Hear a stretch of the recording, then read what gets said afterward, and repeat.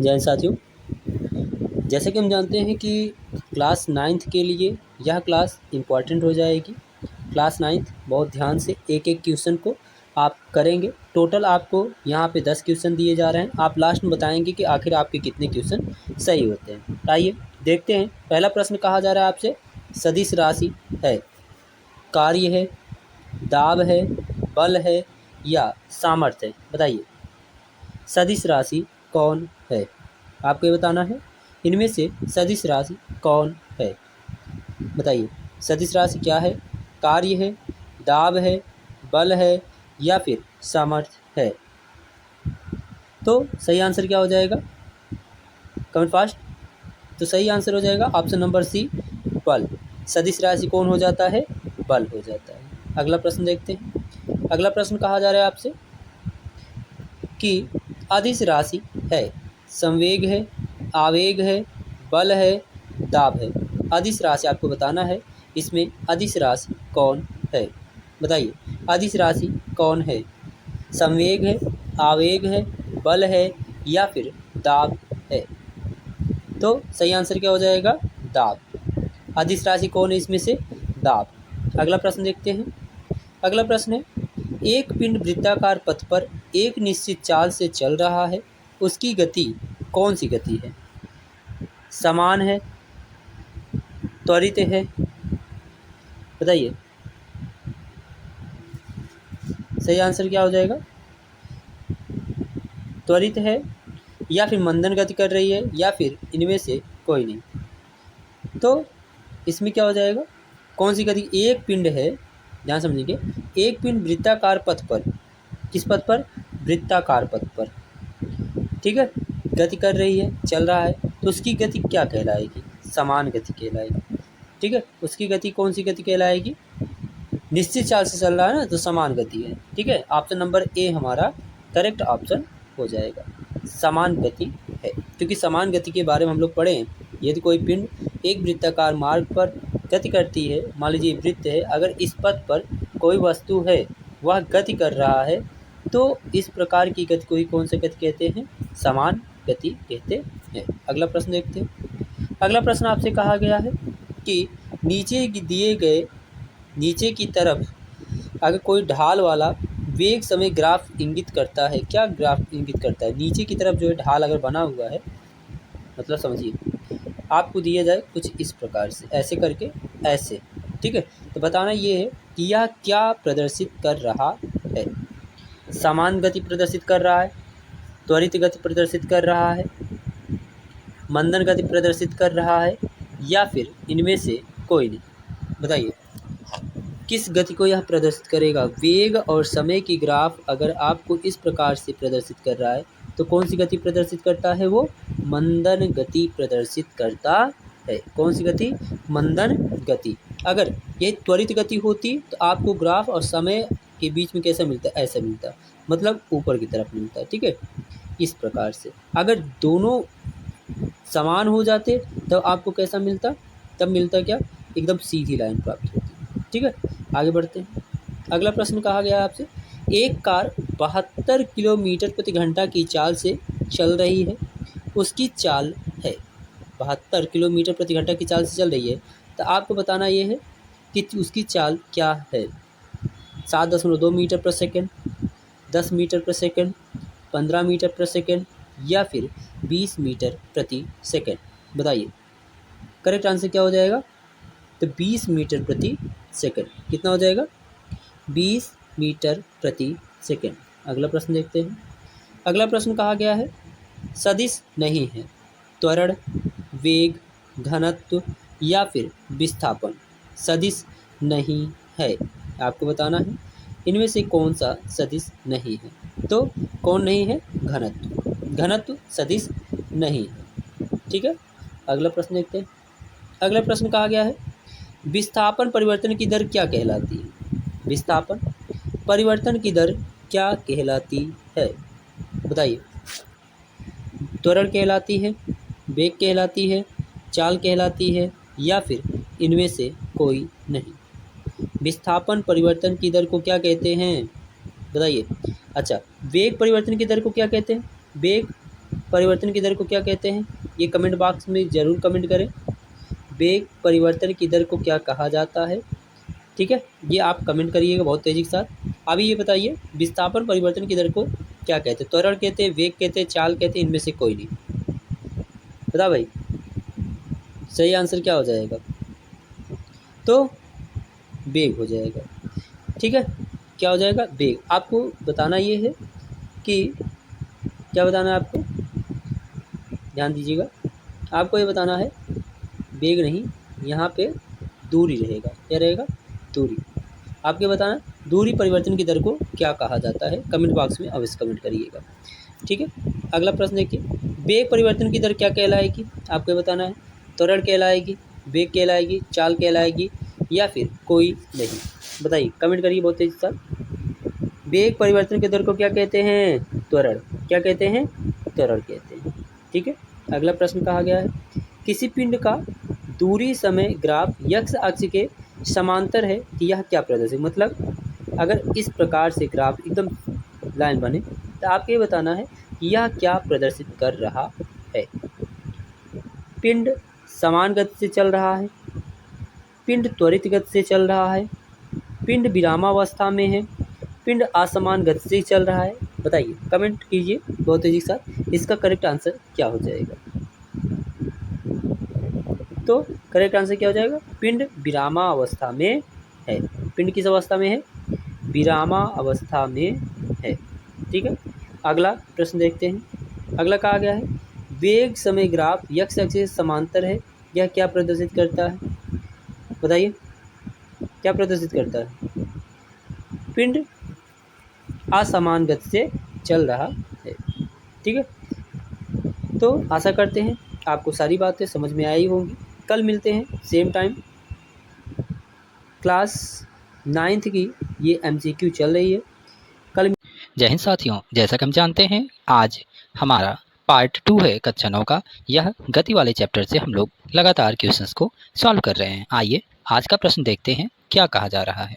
स्वचालित वाहनों में लगा यंत्र जो उनके द्वारा तय की गई दूरी को मापता है, वह क्या कहलाता है? आपको बताना है कि जो स्वचालित वाहन होते हैं उनमें जो यंत्र लगाया जाता है, ठीक है, जिनके द्वारा क्या करते हैं कि वो कितनी डिस्टेंस तय किए हैं उसके बारे में पता चलता है। बताना है आपको वह कौन सा यंत्र है।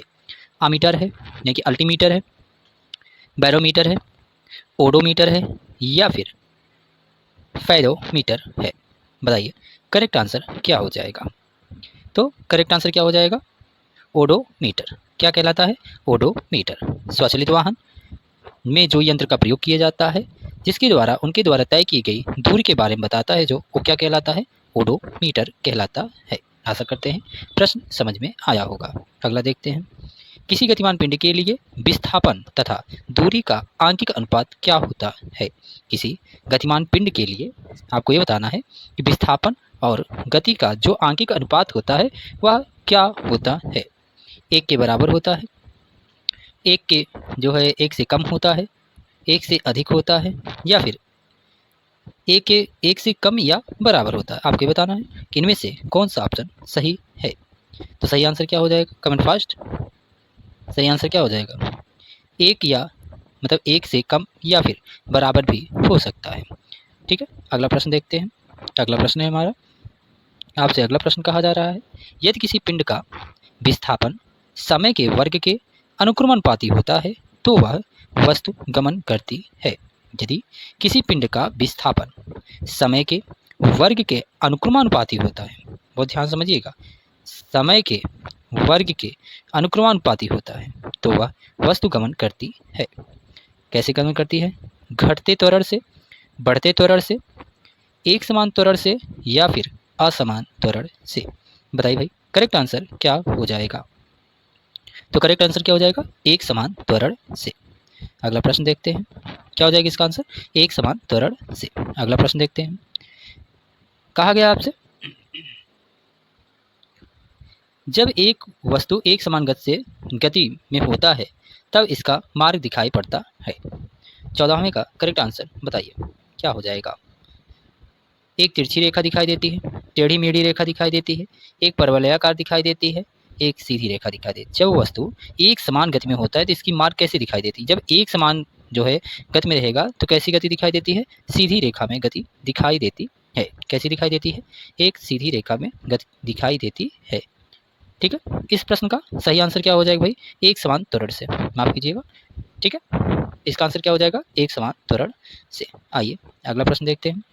अगला प्रश्न है हमारा, निम्नलिखित में से कौन से युग सुमेलित हैं?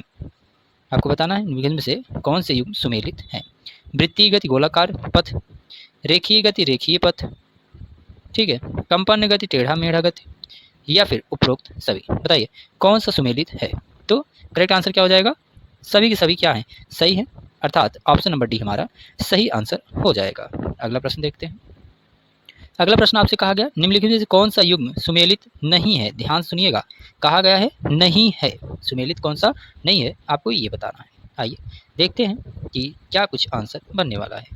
चाल अदिश राशि है, चाल एक अदिश राशि है, दूरी सदिश राशि है, विस्थापन सदिश राशि है, या फिर बल सदिश राशि है। बताइए इनमें से कौन सा सुमेलित नहीं है? देखिए चाल अदिश राशि है, बिल्कुल सही है। विस्थापन सदिश राशि है, एकदम सही है। बल सदिश राशि है, ये भी सही है। अर्थात ऑप्शन नंबर बी हमारा गलत आंसर है। ठीक है, यही क्या है हमारा? गलत आंसर हो जाता है। ठीक, ऑप्शन नंबर बी हमारा करेक्ट आंसर हो जाएगा। आइए अगला प्रश्न देखते हैं। वेग के संबंध में कौन सा कथन सत्य है? यह हमेशा धनात्मक होता है, यह अदिश राशि है, कभी भी शून्य नहीं हो सकता है, यह एक निश्चित दिशा में गति करता है। बताइए करेक्ट आंसर क्या हो जाएगा? कौन सा कथन सत्य है आपको ये बताना है। तो यह एक निश्चित दिशा में जो है एक निश्चित दिशा में चाल से गति करता, चाल है एक प्रकार का। ठीक है, ऑप्शन नंबर डी हमारा इसमें सही आंसर हो जाएगा। अगला प्रश्न देखते हैं। अगला प्रश्न कहा जा रहा है आपसे, गतिमान वस्तु के द्वारा एकांक समय में निश्चित दिशा में चली गई दूरी क्या कहलाती है? गतिमान वस्तु द्वारा एकांक समय में निश्चित दिशा में चली गई दूरी क्या कहलाती है? चाल कहलाती है, वेग कहलाती है, त्वरण कहलाती है, या फिर क्या कहलाता है? चाल कहलाता है। क्या कहलाता है? चाल कहलाता है। अगला प्रश्न देखते हैं। अगला प्रश्न कहा गया पृथ्वी की सतह की ओर उत्पन्न त्वरण होता है। स्वतंत्रता पूर्वक गिरते पिंड की गति में एक समान त्वरण होता है, असमान त्वरण होता है, एक समान त्वरण होता है, इनमें से कोई नहीं। बताइए करेक्ट आंसर क्या हो जाएगा? किसी पृथ्वी की सतह की ओर उत्पन्न त्वरण स्वतंत्रता पूर्वक गिरते पिंड की गति में कौन सा होता है? देखिए इनमें से कोई नहीं होता है। क्यों? क्योंकि इसमें होता है गुरुत्व त्वरण। कौन सा त्वरण होता है? गुरुत्व त्वरण होता है। ठीक है, तो आशा करते हैं ये सेशन आपको समझ आया होगा। अगला देख लीजिए, कहा गया है एक विद्यार्थी अपने घर से 10 किलोमीटर दूर स्थित विद्यालय जाता है तथा घर वापस लौट आता है तो उसका विस्थापन कितना होगा? बताइए एक विद्यार्थी अपने घर से चाहे जितना दूर चला जाए लेकिन पुनः वहीं लौट आता है। ठीक है, बताइए कितना होगा? बोलिए, कमेंट कीजिए बहुत तेजी के साथ। तो शून्य हो जाएगा। कितना हो जाएगा? शून्य हो जाएगा, क्योंकि विस्थापन गया 10 किलोमीटर, पुनः हुआ उसी मार्ग पर लौट आया, उसी पॉइंट पर लौट आया, इसका मतलब 10 किलोमीटर लौट आया है, तो 10 माइनस 10 बराबर क्या आ जाएगा? 0। ठीक है, आशा करते हैं ये सारी बातें आपको स्पष्ट हुई होंगी। मिलते हैं अगले वीडियो में, तब तक के लिए ध्यान से एक एक पॉइंट को आप पुनः एक बार पढ़ लीजिएगा। अगर आपको नहीं समझ में आता है तो कोई बात नहीं, कल आप जो है कमेंट करिएगा। 8 बजे डेली हम लोग लाइव होते हैं, वहाँ आप जुड़ना बिल्कुल ना भूलें, और अपने दोस्तों को भी बताएं कि 8 बजे क्लास 9th की MCQ डेली आ रही है। आपको डेली 10 से 12 क्वेश्चन दिए जाते हैं। आप कमेंट करके अवश्य बताएं कि आपका आंसर कितना सही हुआ है। मिलते हैं अगले वीडियो में, तब तक के लिए दीजिए हमें इजाज़त। धन्यवाद। जय हिंद, जय भारत। गतिमान वस्तु के जो है गतिमान वस्तु के द्वारा एकांक समय में निश्चित दिशा में चली गई दूरी क्या कहलाती है? आपको ये बताना है। तो करेक्ट आंसर क्या हो जाएगा? बहुत तेजी से साथ कमेंट कीजिए। क्या कहलाता है? चाल कहलाता है। क्या कहलाता है? चाल कहलाता है। अगला प्रश्न देखते हैं। अगला प्रश्न कहा गया पृथ्वी की सतह की ओर उत्पन्न त्वरण होता है। स्वतंत्रता पूर्वक गिरते पिंड की गति में एक समान त्वरण होता है, असमान त्वरण होता है, एक समान त्वरण होता है, इनमें से कोई नहीं। बताइए करेक्ट आंसर क्या हो जाएगा? किसी पृथ्वी की सतह की ओर उत्पन्न त्वरण स्वतंत्रता पूर्वक गिरते पिंड की गति में कौन सा होता है? देखिए इनमें से कोई नहीं होता है। क्यों? क्योंकि इसमें होता है गुरुत्व त्वरण। कौन सा त्वरण होता है? गुरुत्व त्वरण होता है। ठीक है, तो आशा करते हैं ये सेशन आपको समझ आया होगा। अगला देख लीजिए, कहा गया है एक विद्यार्थी अपने घर से 10 किलोमीटर दूर स्थित विद्यालय जाता है तथा घर वापस लौट आता है तो उसका विस्थापन कितना होगा बताइए। एक विद्यार्थी अपने घर से चाहे जितना दूर चला जाए लेकिन पुनः वहीं पर लौट आता है, ठीक है, बताइए कितना होगा, बोलिए कमेंट कीजिए बहुत तेज़ी के साथ। तो 0 हो जाएगा, कितना हो जाएगा 0 हो जाएगा, क्योंकि विस्थापन गया 10 किलोमीटर, पुनः वह उसी मार्ग पर लौट आया, उसी पॉइंट पर लौट आया, इसका मतलब 10 किलोमीटर लौट आया है, तो 10 माइनस 10 बराबर क्या आ जाएगा 0। ठीक है, आशा करते हैं ये सारी बातें आपको स्पष्ट हुई होंगी। मिलते हैं अगले वीडियो में, तब तक के लिए ध्यान से एक एक पॉइंट को आप पुनः एक बार पढ़ लीजिएगा। अगर आपको नहीं समझ में आता है तो कोई बात नहीं, कल आप जो है कमेंट करिएगा। 8 बजे डेली हम लोग लाइव होते हैं, वहाँ पर जुड़ना बिल्कुल ना भूलें और अपने दोस्तों को भी बताएं कि 8 बजे क्लास 9th की MCQ डेली आ रही है। आपको डेली 10 से 12 क्वेश्चन दिए जाते हैं, आप कमेंट करके अवश्य बताएं कि आपका आंसर कितना सही हुआ है। मिलते हैं अगली वीडियो में, तब तक के लिए दीजिए हमें इजाज़त। धन्यवाद। जय हिंद, जय भारत।